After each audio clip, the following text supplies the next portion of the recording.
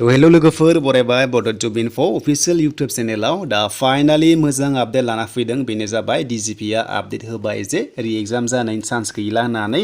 मानोना बुंखाबाय जे माखासे बाय मिस्टेक तो बे जादों होनना बुंदों आरो गोबां कन्ट्रोभार्सि जाना थांबाय ससियेल मिडियायाव आरो बेयाव मेनसन खालामदों जे बेयाव माखासे मिस्टेकनि थाखाय जादों होनना बुंदों दा बेयाव जेरै निउसाव नोंथांमोना नुदोंमोन थिग बेखौनो बेयाव क्लेरिफिकेसन होबाय जे बे जादोंमोन माखासे मिस्टेक जादों इनभिजिलेटरनि थाखाय जेराव माखासे कुइसन पेपारखौहाय लाखिनो बावदों जायनि जाउनाव केन्डिडेटआ लाबोनानै थ' ससियेल मिडियायाव भाइरेल खालामफ्लांदोंमोन बा वाट्सएप ग्रुपआव होदोंमोन होनना बुंदों दा बेखायनो मोजां रादाबा बेनो जाय नोंथांमोना मोजां लिरदोंमोन स' नोंथांमोना काटअफआव थांगोन आरो काटअफ थांनाय लोगो लोगो नोंथांमोना फिजिकेल होनो मोनसिगोन थ' बेखायनो जायफ्रा 50नि खाथियाव मोनदों स' नोंथांमोना प्रेक्टिस खालामनाया जोबोर इम्परटेन्ट फिजिकेलनि थाखाय